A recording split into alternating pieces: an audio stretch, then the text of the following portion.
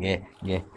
Kemudian niki poin yang penting di awal sampai disampaikan itu terkait viralnya beliau Gus Abbas. Oh iya. Ya.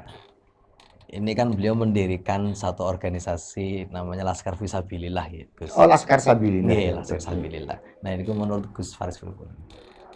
Itu bagus sekali menurut Ah, saya. nggih, nggih. Bagus sekali. Laskar Sabilillah ini menurut saya bagus sekali. Bagus sekali. Apalagi melihat beberapa programnya ya yang pernah saya tahu gitu kan. Nggih, Pertama adalah tentang pelurusan sejarah. Kemudian penataan kehidupan sosial beragama untuk masyarakat Indonesia, khususnya masyarakat Islam. nggih. Menurut saya ini harus disupport. Dan itu sangat Nggih, bagus sekali, sangat bagus nggih. sekali. Walaupun saya sendiri tidak terlibat di Oh, dalamnya ya. nggih. Karena memang Mas Abbas tidak melibatkan saya. Nggih, Ya, saya aja juga ya sadar diri lah ya. nggih. Karena memang posisi saya yang katakanlah masih tercatat sebagai salah satu ini apa salah satu pengurus di partai Nggih. ya, sebagai Dewan Suro. Saya sadar diri lah. Maka yang dilibatkan kan adik saya Ismet. Oh, nggih, nggih. Adik saya kan nggak berpolitik. Ismet itu kan tidak berpolitik. Nah, itu tidak apa namanya saya mewajarkan sekali tentang tidak dilibatkannya saya. Tetapi saya sangat mendukung sekali karena memang Laskar Sabilillah ini luar biasa menurut saya. Bagus sekali, bagus sekali. Bahayanya pembelokan sejarah itu terasanya nanti Kang Hanif di generasi di bawah kita, di mana generasi di bawah kita itu tidak akan mengenal sejarahnya. Mengenal sejarah. Nah, bagaimana mungkin bangsa ini bisa maju kalau masyarakatnya tidak mengenal sejarah?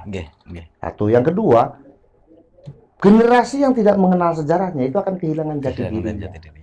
Nah, seperti itu. Maka saya sangat mendukung sekali dengan Laskar Sabilillah. Kan, kemudian kan di bulan lalu itu kan kongres pertamanya. Betul. Tapi mendengar isu-isu tuh banyak yang keluar gitu tuh. Itu kenapa gitu? Atau benar apa enggak gitu tuh? Nah, sebagai orang yang di luar Laskar Sabilillah, saya sih menganggap itu hal biasa ya. Dalam sebuah organisasi kan biasa. Ada yang masuk, ada yang keluar. Ya itu biasa lah. Dan kelihatannya Gus Abbas sendiri juga ya enjoy saja. Alamiah gitu ya. Alamiah. Ya, bahkan pernah saya menanyakan itu kepada beliau ya. Ini gimana Gus? Saya bilang kok ada yang keluar nih. Kata Gus Abbas jawabnya enteng. Ya namanya organisasi ya biasa lah hal seperti itu. Cuman sebagai orang yang di luar Laskar Sabilillah, saya malah justru mempertanyakan orang yang keluar ini kenapa harus dipublish. Ya kalau mau keluar saja. Kalau menganggap Laskar Sabilillah itu tidak satu ide dengan dia atau tidak satu jalan pemikiran dengan dia, ya silakan keluar saja dan silakan bergerak sesuai dengan idenya dia gitu. Tanpa harus ke Laskar Sabilillah.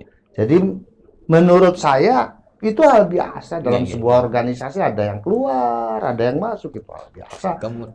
Kemudian tidak seudon nih Pak Kiai ya. Menurut Kiai ini, menurut Gus Faris sendiri ada motif apa waktu ikut kemudian keluar gitu, kira-kira itu apa itu? Ada motif tertentu kah atau apa gitu? Saya tidak tahu pasti ya. Ya kalau saya sih membaca mungkin hanya karena Laskar Sabilillah sudah dianggap tidak seide dengan dia gitu saja. Tidak seide dengan mereka, sudah tidak satu pemikiran dengan mereka, dan itu hal biasa dalam sebuah organisasi. Biasa. Saya sendiri kan aktif di Gerakan Pemuda Ansor ya. Ya ketika menghadapi hal seperti itu ya enjoy saja. Apalagi Mas Abbas yang lebih berpengalaman daripada saya. Dan kelihatannya juga Mas Abbasnya enjoy saja, tidak ada masalah. Dan bahkan semua anggota Laskar Sabilillah pun ya enjoy. Tidak pernah membahas soal itu kalau ngobrol dengan saya. Seperti itu.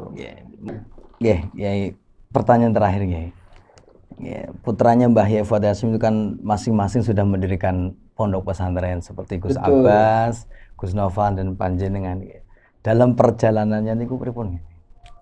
Ya kita saling support saja. Saling support saja ya. Kalau bicara tentang perbedaan pendapat ya pasti ada Kang Hanif ya. Antara saya dengan Gus Noval, antara saya dengan Gus Abbas pasti ada. Tetapi kemudian itu tidak jadi masalah. Kita tetap saling mensupport dan saling menjaga. Karena bagaimanapun kita sudah punya ranah dan lahan sendiri-sendiri ya. Maka kita saling menghormati saja. Jadi menguatkan kembali bahwa murni Gus Abbas ini tidak berpolitik. Sama sekali kalau beliau tidak berpolitik, sama sekali. Sama sekali. Tidak pernah berpolitik.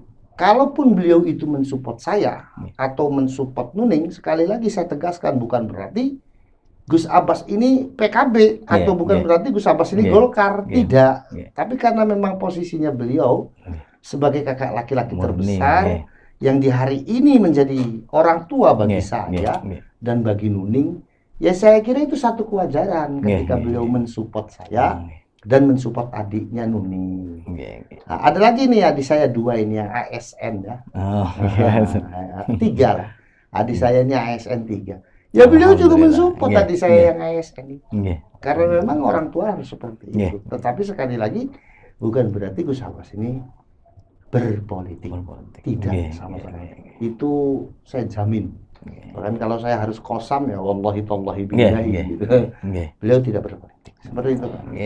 Masya Allah, matur nuwun sangat sudah meluangkan waktunya meskipun sedikit, tapi ini berarti untuk saya dan mudah-mudahan untuk semua pendengar.